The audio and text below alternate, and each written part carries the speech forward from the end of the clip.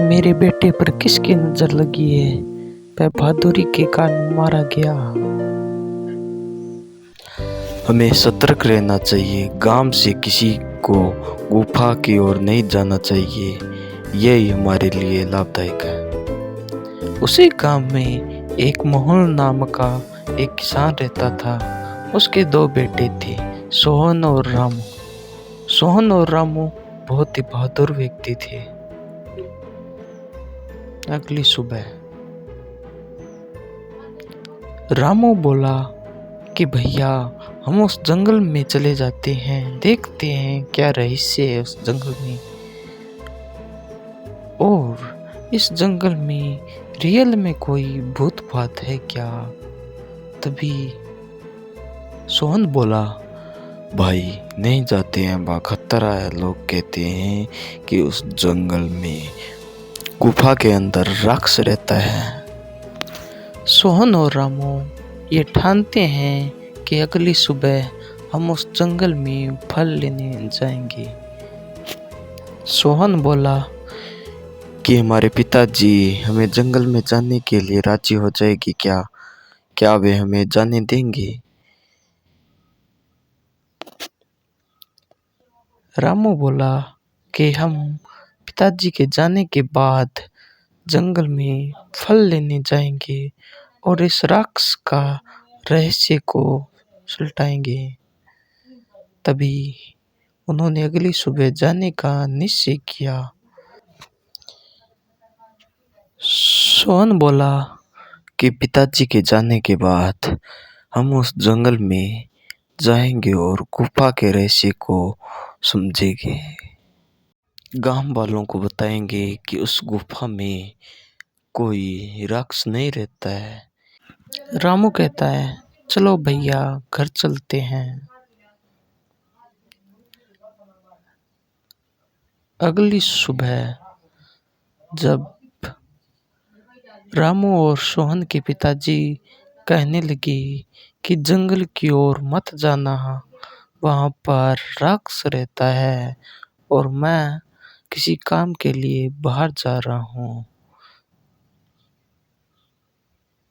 और सोहन और रामू ये देखकर मन ही मन उत्सुकता से बोले, पिताजी हम नहीं जाएंगे जंगल की ओर, घर में ही रहेंगे। तभी सोहन और रामू के पिताजी घर से बाहर निकल जाते हैं। तभी सोहन और रामू जंगल की ओर निकल जाते हैं। उन्हें रास्ते में एक बूढ़ा व्यक्ति मिलता है जो कहता है उनको कि तुम जंगल की ओर क्यों जा रहे हो? वहाँ तुम्हें पता है ना कि राक्षस रहता है गुफा में। तभी सोहन और रामू सोचते हैं और कहते हैं कि हम तो फल लेने जा रहे हैं, गुफा की ओर नहीं जाएंगे। यह सोचकर बुढ़ा व्यक्ति उनको कहता है कि सावधान होके जाना और फल लेके शाम से पहले पहले घर लौटाना। ये कह के बुढ़ा व्यक्ति चला जाता है।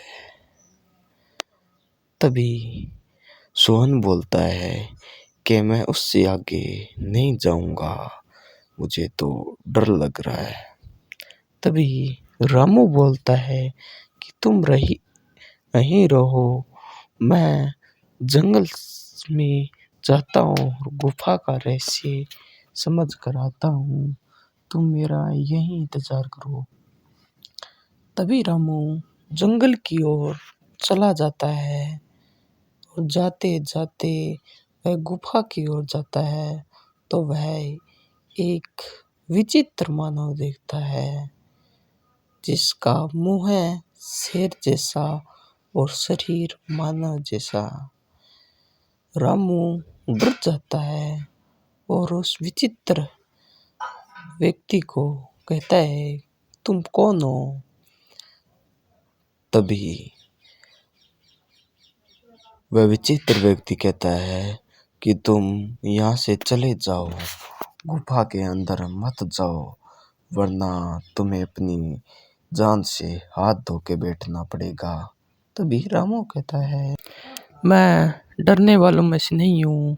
जो और होंगे जो तुम्हारी इन बातों में आके डर के वापस चले जाएंगे, मैं इस गुफा का रहस्य जान कर रहूँगा।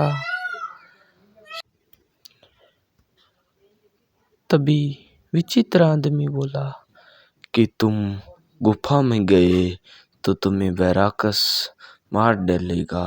तभी रामू बोला कि मैं मरने से नहीं डरता, मैं गुफा में जाकर रहूँगा और उस राक्षस का रहस्य जानकर रहूँगा।